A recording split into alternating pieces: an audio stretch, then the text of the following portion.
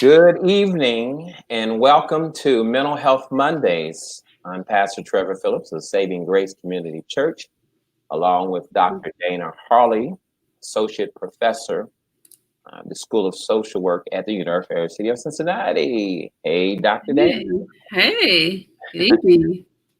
Uh, Once again, Mental Health Mondays is brought to you by Saving Grace Community Church and Grace House of Cincinnati, a nonprofit agency and ministry of Saving Grace Community Church. We are so excited to have you with us tonight. Thanks for taking time out your schedule once again to join us in a very important discussion around mental health.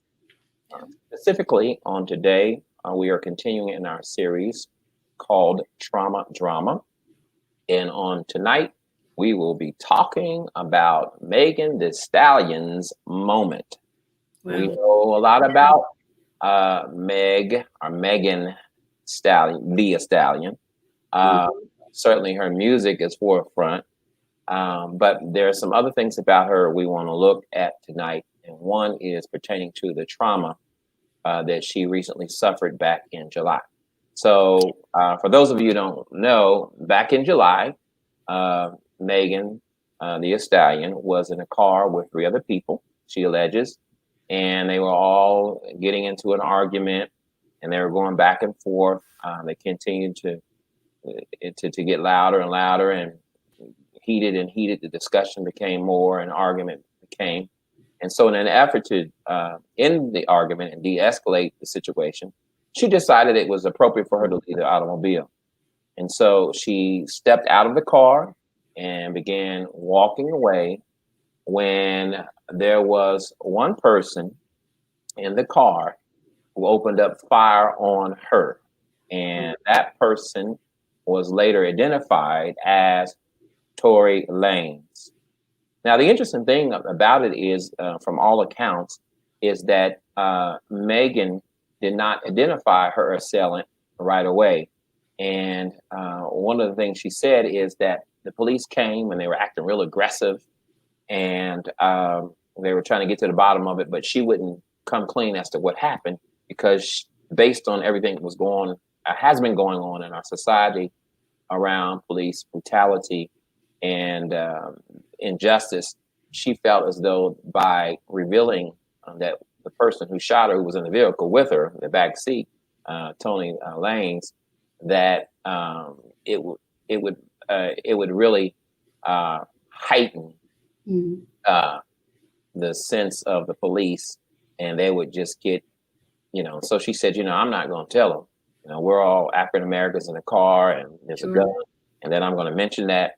And then she said, and some outlets that were reporting said that if she said that, then perhaps everyone in the car would have got shot, and that shooting would have been another unjustified shooting of African Americans. So what's been happening is, according is that Lanez has been talking a lot, and she felt as though that there had been put out a false narrative, or the accounts were not accurate about the circumstances that surrounded the shooting. So she spoke out and she told her side of the story. And so really, one of the things that NPR, in reporting this in an article back on September 11th, records her saying, she says, it was nothing for y'all to start making up false stories about. I didn't put my hands on anybody. I didn't deserve to get shot. So she wanted to make sure that if people were saying that somehow she was responsible for it, that it wasn't on her. And then also, according to that same article, quoted in that article is Clover Hope, who is the author of the book Motherload, 100 plus women who made hip hop. Said she mentioned Black women feeling unprotected. So the question I have for you, Dr. Harley, is: Are in these times, if Megan the Stallion came in your office and she came in expressing how traumatized she was. Mhm. I might also add that she felt as though she was protecting Lanes by not implicating him in the event. She Mhm. was protecting him. Uh, what would you say, or where would you start in dealing Yeah. with this moment in her life? Sure. That is a really good question in terms of how I might approach a situation like this. And I think the first thing that I would want to help establish for someone like Megan, if they came into my office, would be to say that you are safe here. This is a safe place for you. And then to inquire about her general physical safety. So outside of my office, are you safe? So I think for a person who has been victimized, who is in a violent relationship or situation, that their safety is first and foremost. And then after that, I think it's very important for me to approach Megan with a very open and non-judgmental stance about, her coming to seek services or to seek help.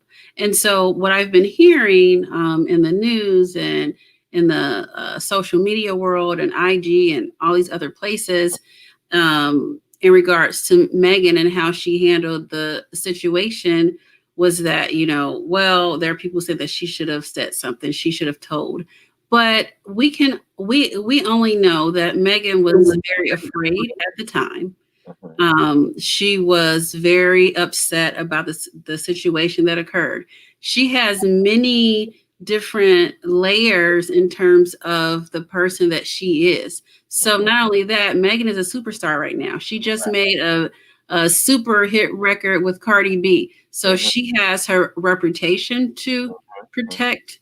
She mhm, has her physical safety to protect. mhm, She also probably at the time was attempting to protect lanes because she was unsure of how to move forward. I mean, I'm pretty sure she was also probably in shock. mhm, So when you're in a situation like that, you have a lot of emotions that are going on. We mhm, certainly know that police brutality is a huge problem right now.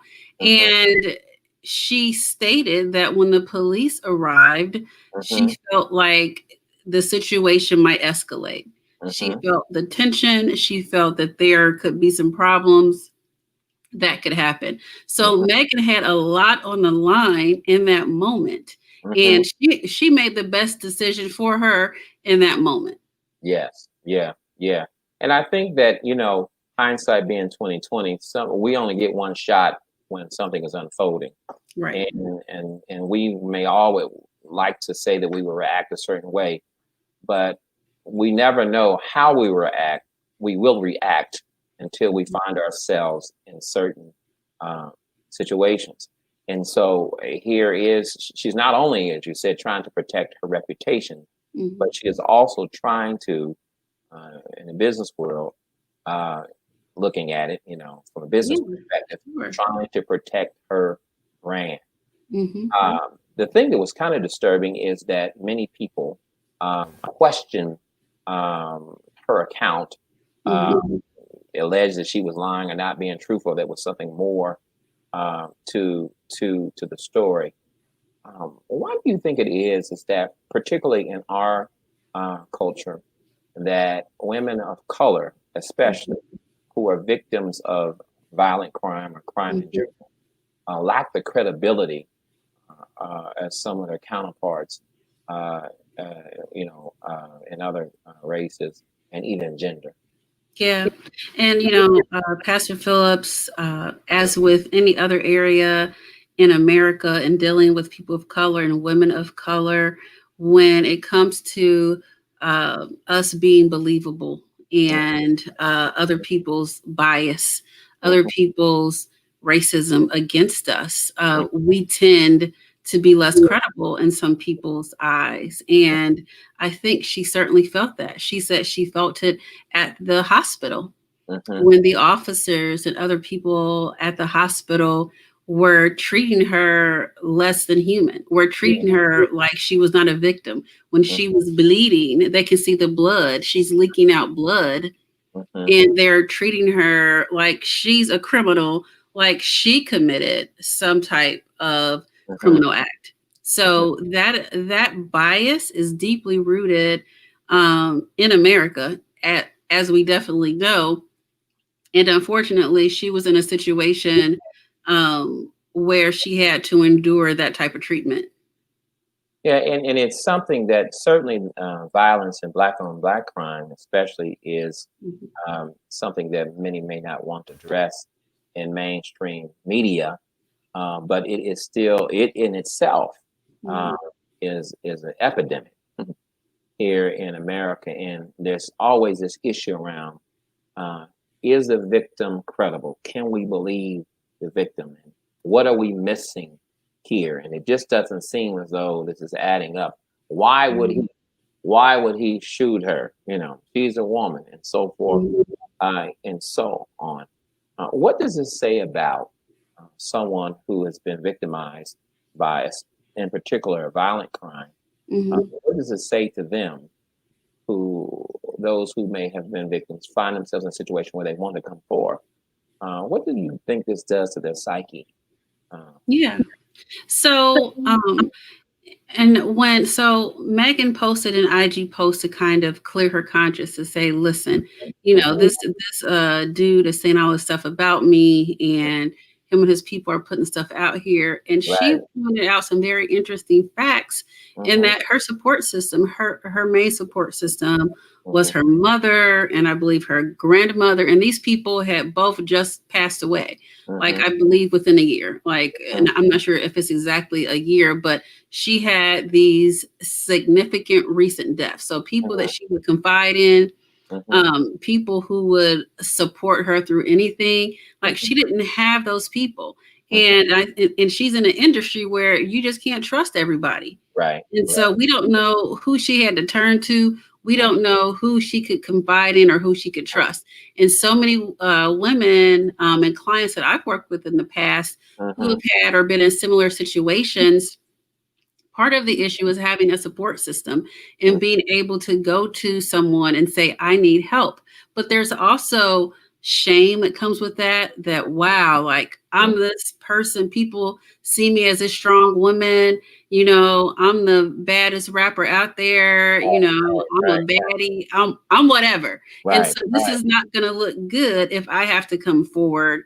And it looks like for some reason, I ended up in a situation that I couldn't personally handle. So she mm-hmm, didn't have a support system. She mm-hmm, didn't have the people around her that she would have confided in. So mm-hmm, she was still grieving those significant losses. And sometimes when you're in a space where you're grieving, like you don't always make the most, I would say, um, informed, mindful choices mm-hmm. about um, things that you might do. So, Yeah, and in life, it can be said that there are no do-overs, and mhm, you can only reflect on how you may have done something, but and try to position yourself if something similar were to occur, how you might react to, again if placed in that similar situation, faced with that same obstacle. A question mhm. from one of our viewers: how do would a person support someone who's been victim of a crime, but does not trust the system? Yeah. And so that's a really good question because you will get many people who have been victims of a crime Mm, but don't trust the system and the process. mhm. And I think the very first thing you can do is to believe them, to Yeah. say, I believe you. I believe that this happened to you. Hmm. And I want to be able to help you. And so after we believe people, then we empower people. We Hmm. empower people to make decisions. We empower people to take action in Hmm. terms of making sure that they get the right help. And so for some people, they may not believe that their right help is going to law enforcement. And Mm-hmm. so we need to help identify, what is that help to you? What does that help look like? Mm-hmm. So if I'm willing to go down to District 5 Mm-hmm. to turn somebody in or do whatever, if that's not what that person wants, there's still a problem. Mm-hmm. We Mm-hmm. still have to be able to work with that person to empower them to make the decisions that are best for them. Mm-hmm. And so hopefully they will make a decision to finally say, you know what, I need to take the proper steps. I need to have this person brought to justice for what they did. Mm-hmm. Mm-hmm. Mm-hmm. So if someone comes to you and for help and they have problems with the system, uh, Mhm. and they don't want to report the crime, do you have an obligation as a professional in some regard? Um, are you bound by law to report some things or not to report some things? Yeah. So that's a really good question. So there are lots of ethical issues that go along with that question. There's a lot of gray areas in there. And so in some situations, I'm mandated by law to report if something happens to people. So there are people who are vulnerable. And so minors, individuals under the age of 18, if somebody is harming them, abusing them, or neglecting them, I have to, by law, make a report about that. If I have a vulnerable adult or an adult who um, is in a situation or is unable to make decisions for themselves, or something is going on there, then yes, I have to make a report based on that situation of the person. So if you are a vulnerable adult, or if you're a child, or if you're elderly and you're unable to protect yourself, Mm-hmm. I have to make a call. I have to be able to do that. Now, in other cases, depending on what someone tells me in terms of client privacy and confidentiality, it would depend on whether or not I would have to make a report or call the proper authority. So again, it's all individual, it's all circumstantial based on that individual client. Yeah, because see, some people think that even a health professional is an extension of the system, and so if Mhm. they're not trusting of the system, I think when we a couple of weeks ago we dealt with it, feelings as though they can't trust people to open up, and the whole stigma of mental illness that if I have been culturally conditioned Mhm. and it's been put in me, uh, don't share your business, don't tell what happens at home to anybody. You know what happens in this house stays in this house, and some people need to seek out help.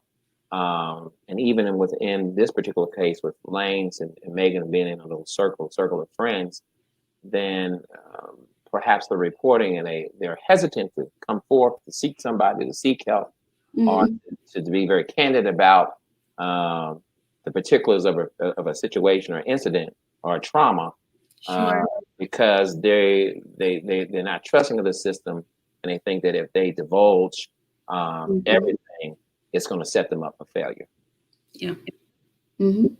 So, when you look at crime, you look at violent crime, everybody I know is different, and certain people, everybody reacts differently uh, to crime, uh, and in particular violent crime.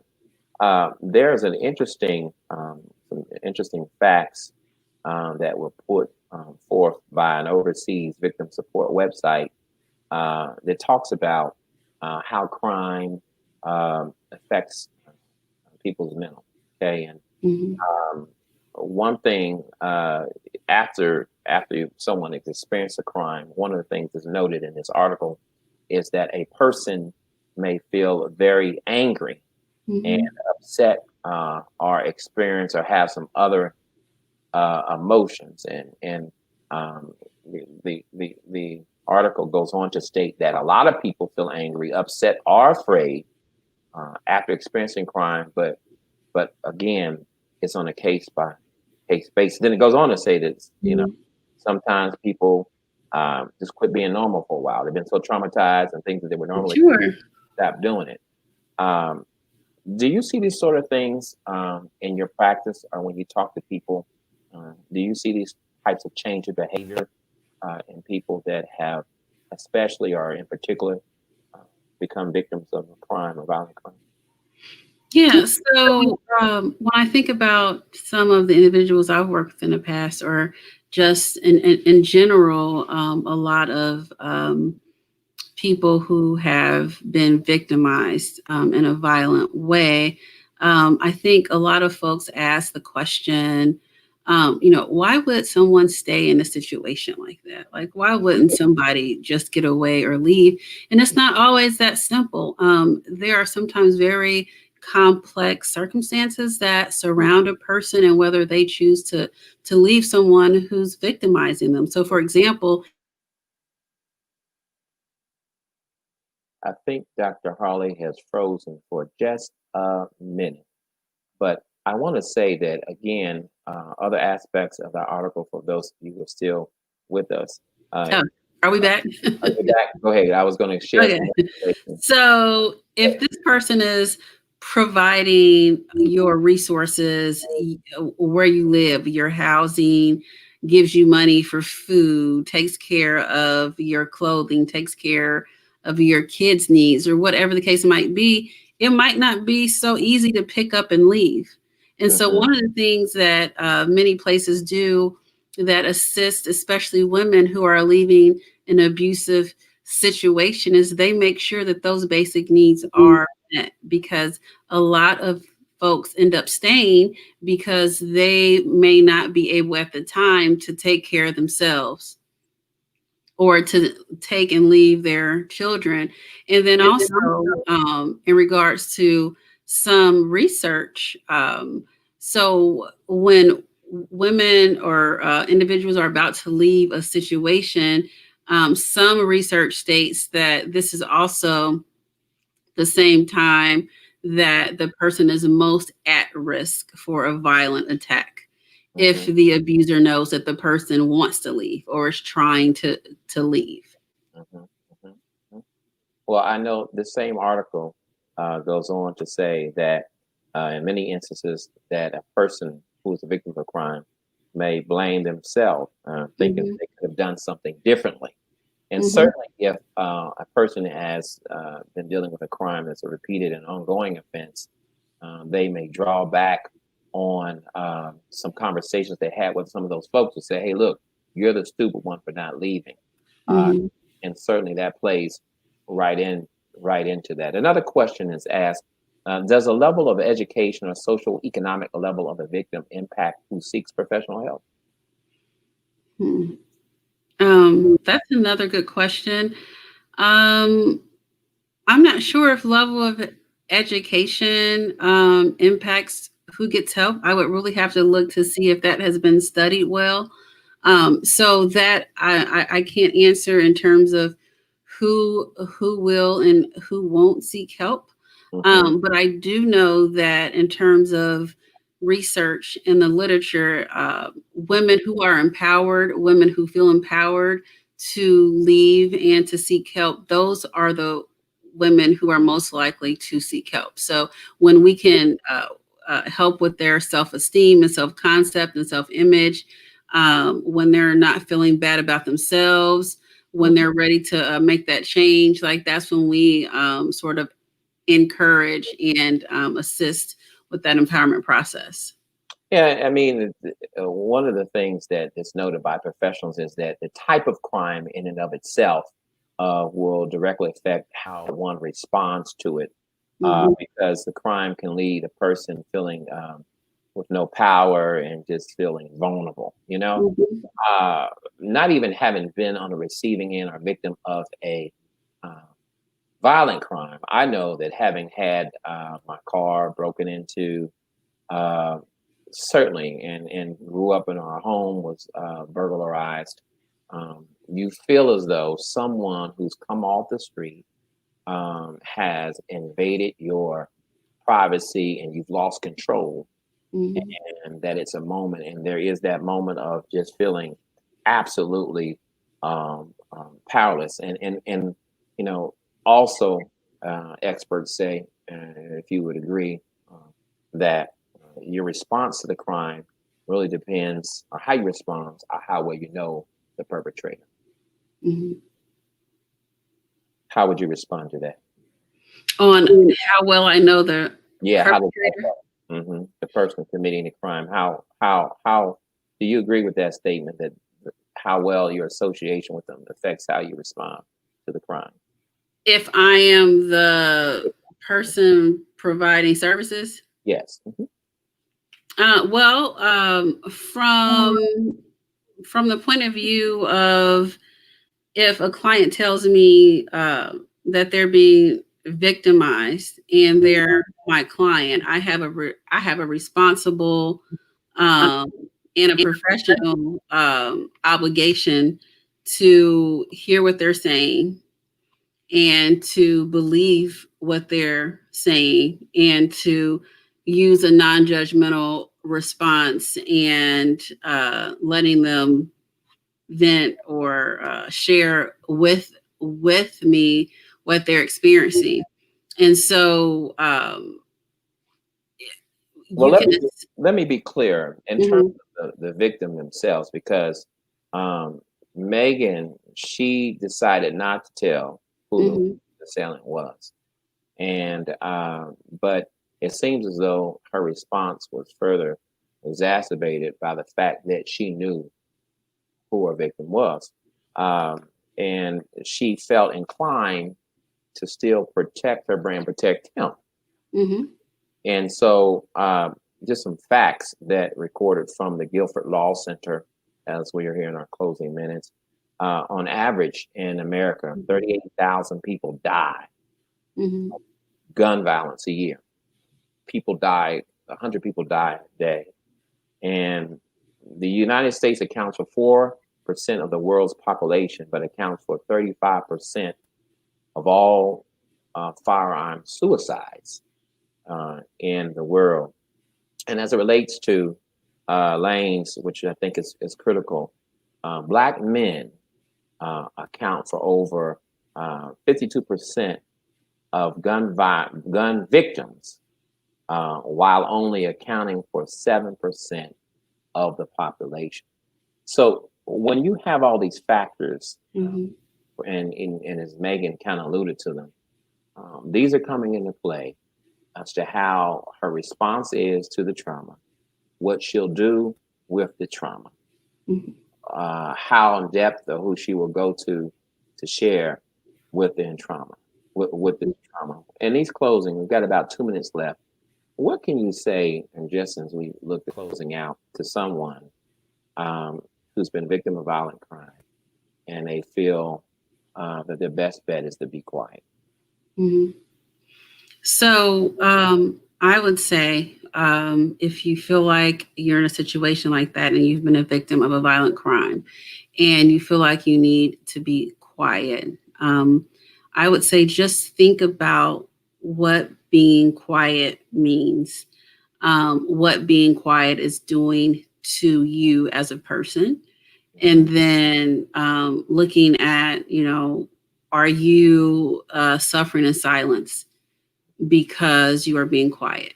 Mhm. Is your mental health or physical health declining because you are suffering in silence? And I would say if you recognize these signs and symptoms that you are not doing well because you're protecting yourself or trying to protect someone else, just think about, who can I reach out to?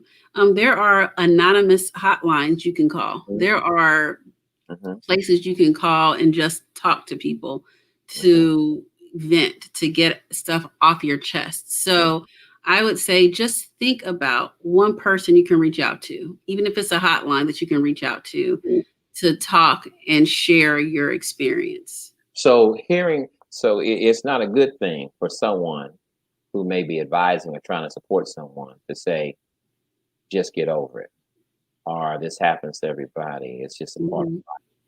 But really, part of their healing and a part of them not living out being a victim for the rest of their life is to take mhm. control over the trauma and have control and deal with it. It's been great again, and I thank you. I can't believe it's all we're done.